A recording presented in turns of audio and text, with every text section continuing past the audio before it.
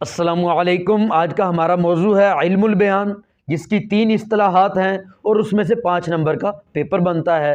اگر آپ اس ویڈیو کو تھوڑی سی توجہ سے سن لیں تو انشاءاللہ آپ کے 5 نمبر کا پیپر انتہائی آسانی سے حل ہو جائے گا۔ تو ابھی یہ شروع کرتے ہیں۔ وہ 3 اصطلاحات ہیں: تشبیہ، استعارہ اور تلمیح۔ سب سے پہلے تشبیہ کو پڑھتے ہیں۔ تشبیہ کہتے ہیں کسی مشترکہ خوبی یا خامی کی وجہ سے ایک شخص یا چیز کو کسی دوسری چیز یا شخص کی مانند یا اس جیسا قرار دے دینا، اس کو تشبیہ کہتے ہیں۔ جیسا کہ مثال سے سمجھیے، پانی آپ نے پیا، آپ نے کہا پانی تو شہد کی طرح میٹھا ہے، ابھی آپ نے پانی کو تشبیہ دی شہد کے ساتھ۔ یا آپ نے کسی بچے کو کہا کہ بچہ تو چاند کی طرح خوبصورت ہے، ابھی بچے کو آپ نے تشبیہ دی چاند کے ساتھ۔ یا کسی بہادر آدمی کو آپ نے کہا یہ تو شیر کی طرح بہادر ہے، کسی بزدل کو آپ نے کہا یہ تو گیدڑ کی طرح بزدل ہے۔ یہ آپ نے کیا کیا؟ یہ تشبیہ دی کہ ایک چیز کو دوسرے کی مثل، دوسرے جیسا قرار دے دیا۔ جیسے علی کو آپ نے کہا علی تو شیر کی طرح بہادر ہے، اب آپ نے علی کو شیر کے ساتھ تشبیہ دے دی۔ آپ نے کہا کہ جو علی ہے شیر کی طرح ہے، اس کو تشبیہ کہتے ہیں۔ تشبیہ کے 5 ارکان ہوتے ہیں۔ سب سے پہلے ہے مشبہ، دوسرے نمبر پر مشبہ بھی، تیسرے نمبر پر حروف تشبیہ، چوتھے نمبر پر ہے وجہ شبہ اور 5ویں نمبر پر ہے غرض تشبیہ۔ سب سے پہلے ہم مشبہ کو پڑھتے ہیں۔ مشبہ وہ شخص یا وہ چیز ہوتی ہے جس کو آپ دوسرے کی مثل قرار دے رہے ہیں۔ جیسے پہلے ہم نے مثالیں دی، ان مثالوں پہ غور کریں۔ جیسے ہم نے کہا پانی شہد کی طرح میٹھا ہے، اب پانی یہاں پہ مشبہ ہوگا۔ یا بچہ کو کہا کہ بچہ چاند کی طرح خوبصورت ہے، بچہ مشبہ ہوگا۔ آپ نے علی کو کہا علی شیر کی طرح بہادر ہے، تو علی کیا ہوگا؟ مشبہ ہوگا۔ آپ نے کہا کہ فلاں شخص گیدڑ کی طرح بزدل ہے، فلاں کیا ہوگا؟ یہ مشبہ ہوگا۔ دوسرے نمبر پر ہے مشبہ بھی، جس کے ساتھ آپ تشبیہ دے رہے ہیں۔ آپ نے کہا پانی شہد کی طرح میٹھا ہے، اب شہد کیا ہوگا؟ مشبہ بھی۔ بچے کو کہا بچہ چاند کی طرح خوبصورت ہے، اب چاند کیا ہوگا؟ مشبہ بھی۔ آپ نے علی کو کہا علی شیر کی طرح بہادر ہے، شیر کیا ہوگا؟ مشبہ بھی۔ فلاں کو کہا کہ فلاں گیدڑ کی طرح بزدل ہے، اب گیدڑ کیا ہوگا؟ مشبہ بھی۔ مثالوں سے سمجھ گئے ہوں گے۔ مشبہ جب کہا کہ پانی شہد کی طرح میٹھا ہے، پانی مشبہ ہوگا، شہد مشبہ بھی ہوگا۔ اب آتے ہیں حروف تشبیہ پہ۔ حروف تشبیہ وہ حروف ہوتے ہیں جو تشبیہ دینے کے لیے یا تشبیہ کے دوران استعمال ہوتے ہیں۔ مثال سے سمجھیے، جب آپ نے کہا علی شیر کی طرح بہادر ہے، اب جو لفظ کی طرح ہے یہ کیا ہوگا؟ حرف تشبیہ ہوگا۔ یا آپ نے کہا علی شیر کی مانند بہادر ہے، اب کی مانند حرف تشبیہ ہوگا۔ یا آپ نے کہا کہ علی شیر جیسا بہادر ہے، اب جیسا لفظ کیا ہوگا؟ حرف تشبیہ ہوگا۔ چوتھے نمبر پر تھا وجہ شبہ، وہ وصف کامن جو دونوں میں پایا جا رہا ہے۔ جب آپ نے کہا علی شیر کی طرح بہادر ہے، اب وہ وصف کامن کون سا تھا جو دونوں میں پایا جا رہا تھا؟ وہ بہادری تھی کہ علی میں بھی پائی جا رہی تھی، شیر میں بھی پائی جا رہی تھی۔ پانی کو کہا پانی شہد کی طرح میٹھا ہے، اب یہاں پر وجہ شبہ کیا ہے؟ وہ صفت کامن کون سی ہے؟ وہ مشترکہ وصف کون سا ہے جو دونوں میں پایا جا رہا ہے؟ وہ کیا ہے؟ مٹھاس ہے، جو پانی میں بھی ہے اور شہد میں بھی ہے۔ یقیناً سمجھ آ گئی ہوگی بات کی۔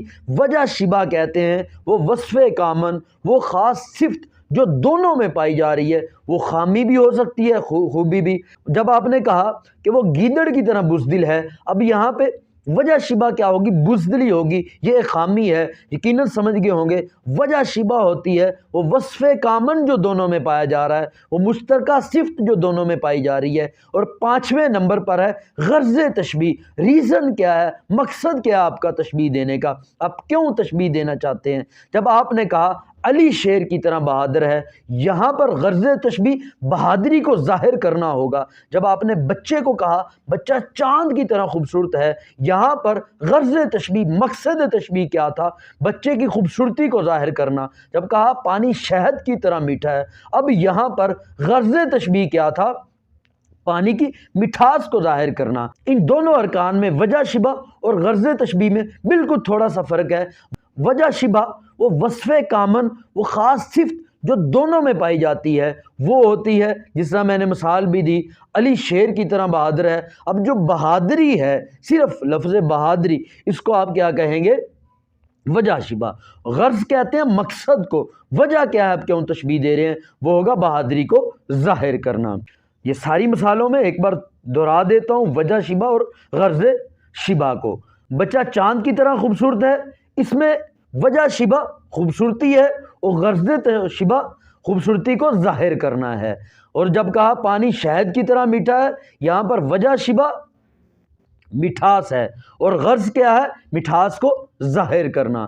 اسی طرح علی کو کہا علی شیر کی طرح بہادر ہے، اب وجہ شبہ کیا ہوئی، بہادری، اور غرض تشبیہ کیا ہوئی، بہادری کو ظاہر کرنا۔ یقیناً تشبیہ اور اس کے ارکان کو سمجھ گئے ہوں گے۔ اب آگے چلتے ہیں، دوسرے نمبر پر ہے استعارہ۔ استعارہ کا مطلب ہوتا ہے ادھار لینا یا کچھ وقت کے لیے کوئی چیز مانگ لینا۔ استعارہ میں کسی ایک چیز یا ایک شخص کو دوسرے کی مانند نہیں قرار دیا جاتا، بلکہ ہو بہو بعینی ہی وہی شخص یا وہی چیز قرار دے دی جاتی ہے۔ مثال کے ذریعے سمجھیں کہ ایک بہادر آدمی کمرے کے اندر آیا، آپ نے کہا کہ شیر آیا، تو اب فرض کر لیں وہ علی ایک آدمی ہے، کمرے کے اندر آیا، آپ نے کہا کہ شیر آیا۔ اب آپ نے یہ نہیں کہا کہ علی شیر کی طرح ہے، آپ نے علی کو شیر کا نام دے دیا، آپ نے علی کو کیا کہہ دیا، آپ نے علی کو شیر کہہ دیا۔ یا بیٹا کمرے کے اندر آیا تو ماں نے کہا میرا چاند آیا، اب اس نے یہ نہیں کہا میرا بیٹا چاند کی طرح ہے، اس نے کیا کہہ دیا، چاند آیا۔ پانی پیا تو آپ نے کہا یہ تو شہد ہے، تو اب آپ نے یہ نہیں کہا یہ پانی شہد کی طرح ہے، آپ نے کیا کہہ دیا، یہ تو شہد ہے۔ تو اس کو کسی چیز کو یا شخص کو بعینی ہی وہ چیز قرار دینا، اس کو آپ کیا کہتے ہیں، استعارہ۔ تشبیہ میں کیا تھا، آپ کہتے تھے کہ یہ اس کی طرح ہے، اس کی مانند ہے، اس جیسا ہے، تو استعارہ میں آپ اس جیسا نہیں قرار دیتے بلکہ ہو بہو اس کو دوسری چیز کا نام دے دیتے ہیں۔ بزدل کو آپ نے کہہ دیا یہ تو گیدڑ ہے، ایک متکبر آدمی تھا، آپ نے کہا یہ تو فرعون ہے، تو اب یہ کیا ہوا، آپ نے یہ لفظ نہیں بولا یہ تو فرعون ہے، آپ نے کہا فرعون آیا، تو یہ کیا ہو جائے گا، استعارہ ہو جائے گا۔ استعارہ کے 3 ارکان ہیں، مستعار لہو، مستعار منہ اور وجہ جامع۔ مستعار لہو وہ ہوتا ہے جس کے لیے آپ وصف یا مشترکہ خوبی ادھار لیتے ہیں، جیسا کہ آپ نے علی کو کہا کہ شیر آیا، اب علی یہاں پہ مستعار لہو ہوگا جس کے لیے آپ نے وصف یا خوبی کو ادھار لیا۔ یا آپ نے کسی شخص کو کہا کہ گیدڑ آیا تو وہ بزدل تھا، یا ماں نے بچے کو کہا میرا چاند آیا، اب مستعار لہو کون ہوگا، وہ بچہ ہوگا جس کو ماں نے چاند قرار دیا۔ مستعار منہ وہ ہوتا ہے جس سے وصف یا خوبی ادھار لی جاتی ہے۔ مستعار منہ وہ شخص یا وہ چیز ہوتی ہے جس سے آپ خوبی ادھار لیتے ہیں۔ جب بچے کو ماں نے کہا میرا چاند آیا، اب چاند کیا ہوگا، مستعار منہ جس سے آپ نے اس کا نام یا اس کا وصف آپ نے ادھار لیا۔ یا ایک علی ہے جو دلیر آدمی ہے، آپ نے اس کو کہا کہ شیر آیا، اب شیر کیا ہوگا، مستعار منہ ہوگا، علی کیا ہوگا، مستعار لہو ہوگا، اور شیر کیا ہوگا، مستعار منہ ہوگا۔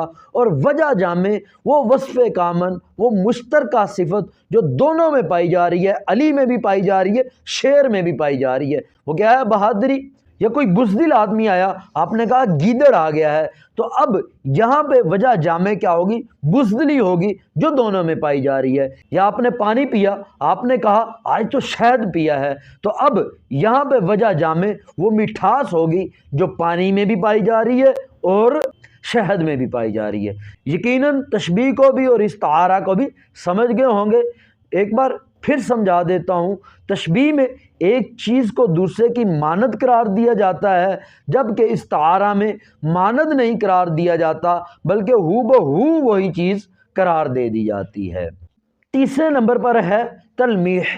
تلمیح کہتے ہیں نظم میں یا نثر میں آپ کسی واقعے کی طرف، کسی قصے کی طرف، کسی مشہور حادثے کی طرف آپ اشارہ کر دیتے ہیں۔ جیسے کہ آپ لاہور یا کسی اور گرم علاقے میں گرمیوں کے موسم میں گئے، پیاس کی شدت تھی، تو آپ نے کہا یہاں تو کربلا بنی ہوئی ہے۔ اب آپ نے ایک واقعے کی طرف اشارہ کر دیا جس کے پیچھے جب آپ نے لفظ کربلا بولا تو ایک پورا واقعہ کی طرف آپ کا اشارہ ہو گیا، یا آپ نے کہیں بھڑکتی ہوئی آگ کو دیکھا، آپ نے کہا یہ تو کہیں آتش نمرود لگ رہی ہے، اب آپ نے کسی پورے مکمل واقعے کی طرف وہ آگ جو حضرت ابراہیم کے لیے جلائی گئی تھی اس کی طرف اشارہ کر دیا۔ تو مطلب آپ کسی واقعے کی طرف، کسی قصے کی طرف یا کسی بندے کو خوبصورت دیکھا تو آپ نے کہا کہ یہ تو حسن یوسف رکھتا ہے، اب آپ نے ایک مشہور شخصیت جس کے ساتھ ایک واقعہ یا ایک قصہ جڑا ہوا ہے اس کی طرف آپ نے اشارہ کر دیا، اس کو تلمیح کہتے ہیں۔ یہ جیسے کوئی ایک شخص ہے بہت کنجوس ہے، کبھی پیسے نہیں خرچ کرتا، لیکن کبھی اس نے پیسے خرچ کر دیے اور احسان جتا رہا ہے، تو آپ نے کیا کہا کوئی یار یہ تو حاتم طائی کی قبر پہ ٹانگیں مار رہا ہے۔ تو اب کیا ہے، حاتم طائی ایک سخی آدمی تھا، آپ صلی اللہ علیہ وسلم سے پہلے آیا، ایک نامور آدمی تھا، اس کی سخاوت مشہور تھی، اب نے پورے اس واقعے کی طرف اشارہ کر دیا، اس کو تلمیح کہتے ہیں۔ یقیناً یہ اصطلاحات سمجھ آ گئی ہوں گی، یاد ہوگی ہوں گی۔ اگر کچھ مسئلہ ہے اس ویڈیو کو ایک بار دوبارہ سنیں، انشاءاللہ پھر بالکل بھی مسئلہ نہیں رہے گا اور 5 نمبر کا پیپر آپ کا انتہائی آسانی سے حل ہو جائے گا۔ بہت شکریہ، اللہ حافظ۔